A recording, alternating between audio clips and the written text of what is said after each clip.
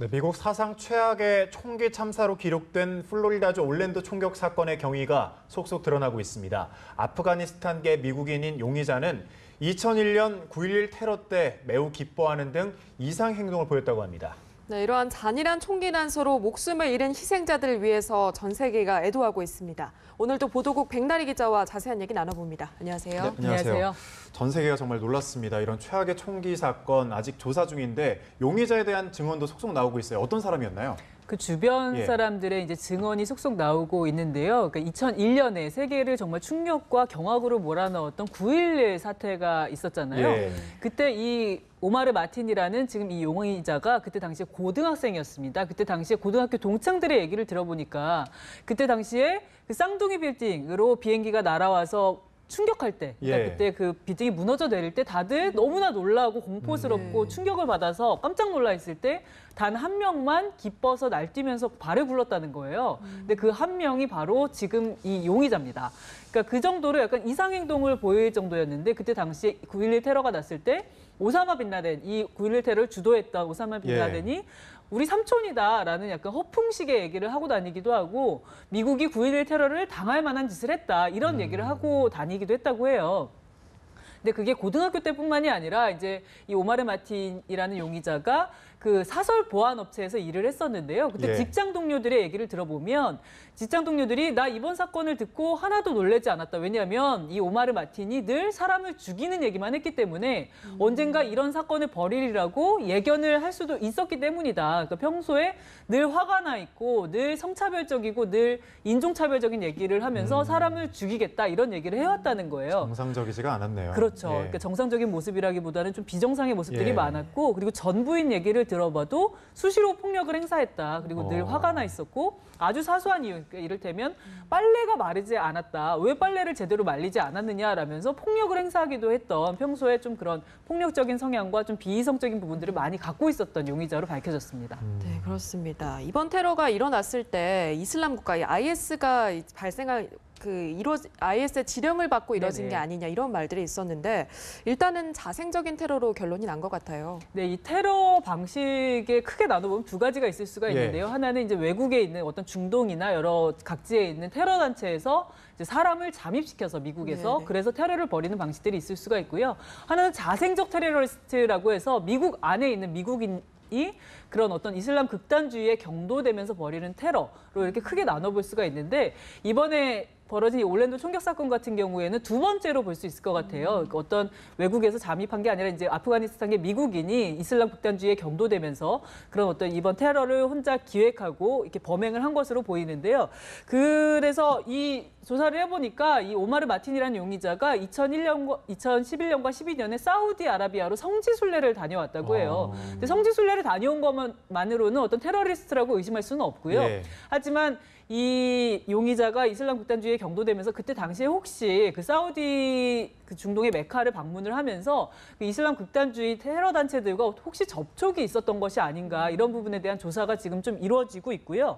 그리고 그 총격 사건 그 범행 도중에 이 용의자가 9.11에 전화를 해서 내가 이슬람 국가 IS에 충성 맹세를 했다 이런 얘기를 했거든요. 근데 이 부분은 사실인지는 좀 확인이 필요합니다. 근데 그 IS랑 어느 정도 접촉이 있었는지 어느 정도 연결고리가 있었는지에 대해서는 좀 추가 확인이 필요하고요. 그렇기 때문에 이 오마르 마틴이 혼자 이거를 다 계획해서 범행을 한 것인지 아니면 주변의 제3의 인물이나 아니면 정말 IS 관련자가 도와준 것인지 이런 부분에 대해서 지금 조사가 이루어지고 있고요.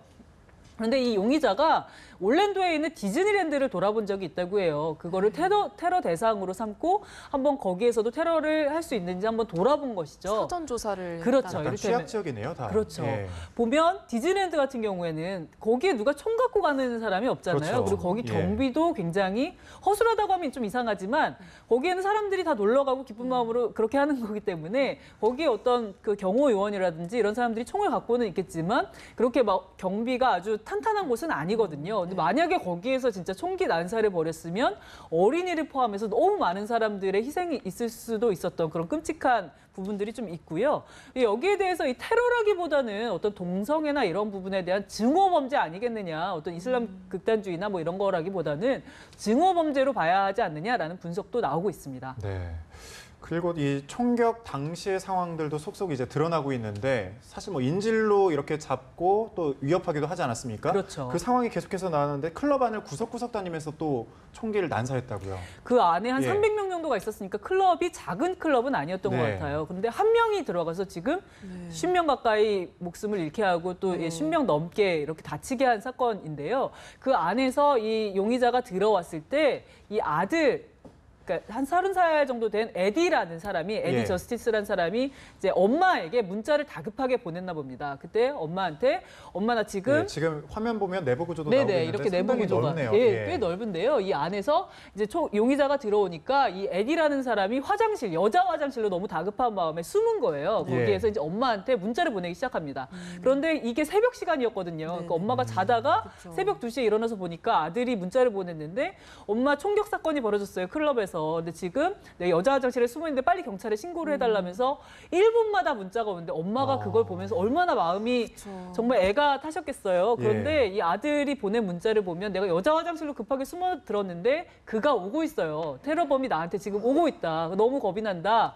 그래서 지금 나 죽을 것 같다. 라면서 계속 문자를 보냈는데 이 문자 상황으로 유추를 해보면 이 테러범이 그 클럽 안에 화장실마다 아니면 뭐 다른 지역마다 이렇게 돌아다니면서 사람들이 있는지를 확인하고 총격을 가한 점이 그런 정황들이 의심이 되는 거죠.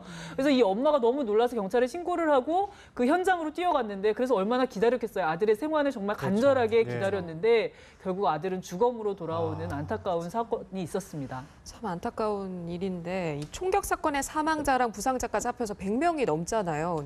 이 한 사람이 클럽 안에 들어가서 이렇게 많은 일을 저지른다는 게 과연 가능한 일인가요? 그러니까 그 부분에 대해서 사실 다들 좀 의아하신 부분이 예. 많아요. 그리고 클럽이라는 데는 사실 그 무장한 경호 요원들도 앞에 지키고 있거든요. 그렇죠. 근데 이 한 사람이 들어가서 이렇게 수많은 희생자를 낼 수 있다는 것에 대해서 다들 좀 의아해하시는데 이게 처음에 그 무장 경호 요원들과 교전이 있었다고 해요. 처음에. 네. 그런데 그 부분에 대해서 그 상황에서 이 용의자가 그 상황을 넘어서서 그 안에 들어가서 이 문을 닫고 인질극을 벌이기 시작한 거죠. 그러니까 그 안에 있는 사람들은 총기를 아무도 갖고 있지 않은 사람들이 그 안에 이제 폐쇄적인 클럽 안에 갇히게 된 거고요. 그리고 이 용의자가 그 AR-15이라는 자동 소총을 갖고 갔다고 해요. 이 AR-15이라는 거는 우리가 널리 알고 있는 M16, M16이라는 그 자동 소총의 일종의 전신 같은 모델인데요. 굉장히 가볍고 그리고 한 번에 30발을 연발을 할 수 있다고 하네요. 그러니까 탄창을 여러 개를 갖고 가면 정말 말 그대로 정말 여러 명을 목숨을 잃게 할 수 있는 거고요. 그리고 이 자동소총뿐만이 아니라 권총도 가져갔고 그 폭발물로 보이는 추정되는 그런 수상한 물질들도 갖고 있어서 그래서 이렇게 한꺼번에 많은 희생자가 난 것으로 보입니다. 사전에 좀 뭐 제재가 됐다면 좀 좋았을 텐데 그렇죠. 아비 규환이 좀 따로 없었을 것 같아요. 네네. 그 앞서 리포트에서도 봤는데 건물이 무지갯빛으로 수놓아져 있는 걸 볼 수 있었는데 지금 전 세계가 이렇게 추모 물결에 휩싸이고 있다고요. 네, 지금 프란치스코 교황을 비롯해서 지금 반기문 유엔 사무총장 그리고 각국 정상들도 지금 이 테러를 규탄하고 이 희생자들을 애도하는 그 움직임에 지금 동참을 하고 있습니다. 그런데 예. 흥미로운 것은 그 블라디미르 푸틴 러시아 대통령도 지금 이 테러 행위를 규탄하면서 희생자들을 애도했거든요. 사실 미국과 러시아는 지금 신냉전이라고 불릴 정도로 지금 서로 갈등이 격화되는 와중인데도 블라디미르 푸틴 대통령이 그 테러 행위를 규탄하면서 그 희생자 애도에 동참을 했고요. 그리고 이 아까 말씀드린 대로 이 오마르 마틴이라는 용의자가 아프가니스탄계잖아요. 예. 그러니까 아프가니스탄의 아슈라프 가니 대통령도 이런 테러는 있어서는 안 된다라면서 이 애도 행렬에 동참을 했습니다. 그리고 이 각국 정상이나 지도자뿐만이 아니라 그 유명 인사들도 지금 애도 행렬에 동참하고 있어요. 마돈나라든지 그리고 엘튼 존. 지금 사건이 발생한 곳이 유명한 동성애자 클럽인데 예. 엘튼 존도 동성애자 공개적으로 표명을 한 유명 인사죠. 엘튼 존을 비롯해서 뭐 여러 배우들, 줄리엔 무어라든지 여러 배우들도 동참하고 있고요.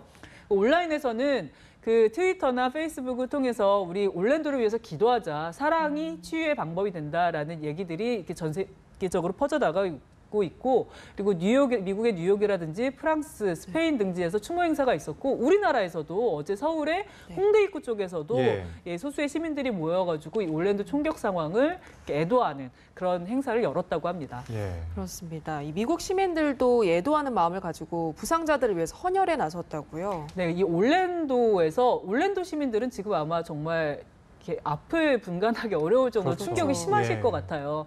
이렇게 그 50명이 사망했다고 알려졌는데 이 50명 중에 한 명은 용의자입니다. 그러니까 희생자는 49명이고 네네. 그 다른 한 명은 이제 용의자인 거죠. 그래서 사망자가 총 50명인데요.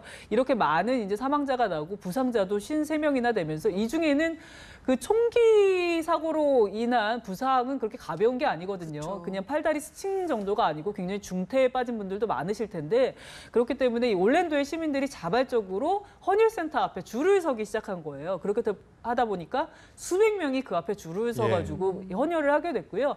그 헌혈센터에서 일하시는 분이 자기가 십몇 년 동안 일해봤지만 이런 경우는 처음 본다. 오늘 이분들을 다 헌혈을 할 수도 없어가지고 어떤 분들한테는 내일 오시라고 얘기까지 해놨다. 이런 반응이 나올 정도로 올랜도의 시민들이 굉장히 뜨겁게 어떤 애정들을 보여주고 계신 것 같아요. 정말 작은 도움이라도 또 필요한 상황이겠죠. 그렇죠. 예. 미국에서 이렇게 좀 잊을만하다 싶으면 이렇게 대형 총기 참사가 발생하는데 막을 방법이 정말 없는 걸까요? 이건 굉장히 오래된 문제인 것 같아요. 네. 그 2012년에 그 샌디욱 초등학교에서 총기 사고가 났을 때 그때 어린이가 20명이 죽었었는데 그것 때문에 이제 미국 사회가 굉장히 충격에 빠지고 발칵 뒤집히고 그 이후에도 총기 규제에 대한 얘기가 계속해서 나왔는데 지금 2016년인데도 이런 사건을 결국 막지를 못했습니다. 지금 미국에서는 총기 규제를 하고는 있지만 총기 구매가 굉장히 쉬운 편이거든요. 특히 플로리다 같은 경우에는 조금 큰, 그냥 일반 편의점은 아니겠지만 조금 큰 마트에 가면 이렇게 총기들이 늘어져 있다고 해요. 거기에서 이제 마음에 드는 것을 하나 골라서 살 수가 있는 것이죠. 근데 그냥 우리가 무슨 뭐 빵 사듯이 그냥 살 수 있는 것은 아니고 이걸 살 때 이제 범죄 경력이나 뭐 신원 조회 같은 것들을 하는데 실제로 이 조회를 하는데 드는 비용이나 시간이나 절차 같은 게 그렇게 까다롭지가 않다고 해요. 그러니까 사실은 내가 범죄 경력이나 이런 것들만 없으면 그냥 돈만 있으면 사실 금방 총기를 살 마음만 수가 먹으면 있고 가능하겠네요. 그렇죠. 예. 마음만 먹으면 사실 가능한 거죠. 그리고 요마르 마틴 같은 경우 이 용의자 같은 경우도 범죄 경력이 없었기 때문에 총기 구입에 그렇게 어려움이 없었던 거고요. 근데 미국에서 이 총기 규제가 어려운 부분은 이 전미 총기 협회 NRA라고 하거든요. 이 협회의 강력한 파워에도 좀 문제가 있는 겁니다. 이 전미 총기 협회가 정말 강력한 로비를 해마다 벌이면서 계속해서 이 총기 규제를 막고 있거든요. 근데 이 전미 총기 협회는 계속해서 공화당을 지지해 왔어요. 이번에도 일찌감치 도널드 트럼프를 지지를 했습니다. 근데 여기가 찰턴 헤스턴이라고 유명한 영화배우 아실 거예요. 배너에서 주인공을 맡았던 찰턴 헤스턴이 회장을 맡은 적이 있는데요. 이 전미 총기 협회 회장을 맡을 때 이 조직을 엄청나게 키워가지고 그래서 이제 강력하게 이제 그 워싱턴의 정치단체나 아니면 그 공화당에 계속해서 로비를 하면서 총기 규제를 막고 있거든요. 그래서 심지어 민주당도 눈치를 볼 정도니까 미국에서 이 총기 규제를 실제로 법제화하기에는 조금 더 많은 시간이 필요한 게 아닌가 이런 생각이 듭니다. 네, 아무래도 이런 규제를 하지 않으면 앞으로도 좀 발생할 것 같은데 무슨 대책 마련이 좀 필요해 보이는군요. 네네, 그렇습니다. 테러범 사건과 관련해서 보도국 백나리 기자와 함께 이야기 나눠봤습니다. 오늘 말씀 고맙습니다. 고맙습니다.